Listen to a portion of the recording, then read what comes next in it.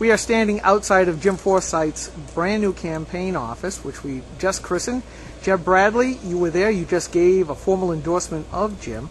But I want to ask you a different topic, if that's okay.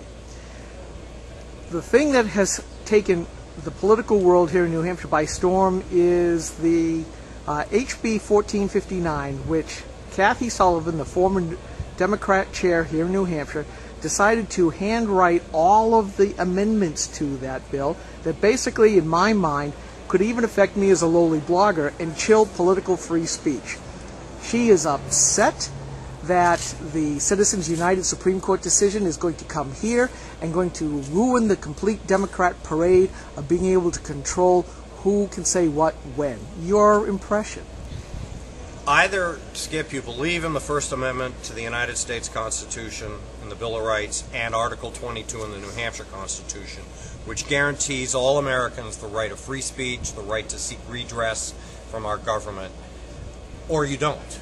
And clearly what we've seen in the last few days is a number of individuals in Concord who want to make corporations, not-for-profits, and other groups jump through hoops in order to exercise their free speech rights that we all have under our Constitution. So, in effect, though, they're not taking away your right to free speech, but they're making it so onerous that why bother? Well, it's as if they're taking it away. When you have a $25 fee that you have to pay in order to exercise your free speech, when you have to, if you're a corporation, poll every shareholder. If you are any other business, poll all of the directors of the business. If you're a not-for-profit, all the boards, members, and declare every donor.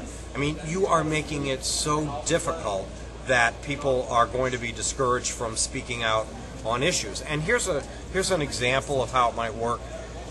The Democrats in Concord just recently, in both the House and the Senate, passed something that would allow towns to implement the rooms at meals tax on a town-by-town basis. Correct. So imagine that you are a McDonald's corporation, which is an international corporation, and you want to say something about it. We've already had your shareholders meeting. This provision came up without a public hearing at the very end of the session, and this provision would make it nearly impossible for a corporation to react and get out the message as to how harmful it would be to their interests. And so I think that not only is it inimical to our free speech that's guaranteed, but it will be a tremendous black mark on encouraging businesses to come to New Hampshire at a time that we have over 50,000 people out of work. I mean, it will be not only anti-free speech, but it will be anti-jobs. So this passed in the Senate, which is Democrat-controlled, 14-10. It's now in the conference committee. It was supposed to be worked on this afternoon. It has been put off. What do you think is going to happen?